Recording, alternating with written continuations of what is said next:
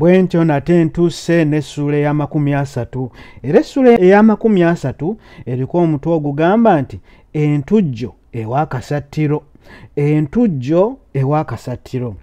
Ekyali ewa kasattiro kirimala emyaka n'ebyeya nga kyogerwako kubanga abantu baanywa baalya ne basindisa bigere. Nvannungi baamusima Gomesi n'anyirira okukamala, era mutabani wa mubisi ne yeebuuza gye yabeeranga ebbanga eryo lyonna n'aba nga talabanga mwalo ono. Ab'ebitiibwa bonna baayozaayoza kasattiro okukuza n'okusomesa omuwala omulungi bw'atyo n'atalabankana na byabalenzi.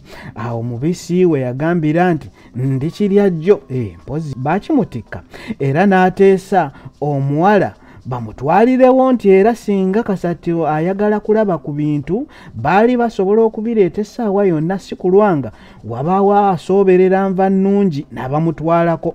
Kasattiro yakomba kwerima n'ategeeza munywanyi we nti ebintu babikole nga bwe baabiteesa, era n'amukakasa nti weeri amukumidde okutuusa we bamulabidde tewali yali agenda kumuzannyirako mu kaseera ako akatono akaali kasigaddeyo. Kye bataamanya nti omuwala waaliwo eyamwesooka era nti yali yeetisse n'ettu lye. Emikolo nga giwedde abantu baddayo ewaabwe nga batenda era nga balinda kulya byambaga. Wabula ab'oku kyalo baalimu akakunkuna kuba Nvannungi yali alabika bulala okusinziira ku ngeri gye baali bamumanyiimu ebbanga ery'emabegako, nga bagamba nti yandibaamu engeri anti abantu n'eŋŋambo. N'olugambo lwali lutandise okuyitiŋŋana nti Nvannungi baamusangako mu nju yakati era nti kye kyamuddusa so si kubba nte ng'abamu bwe baamimusalangako.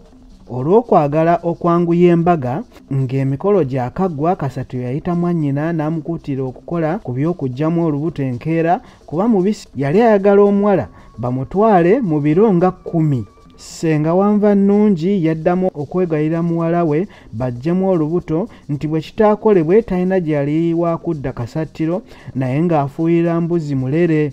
Nvannungi yaddamu okutegeeza ssengaawe nga bwe yali tagenda kuggyamu lubuto kakibe ki, era n'asaba ssengaawe emboozi eyo bagiggalewo.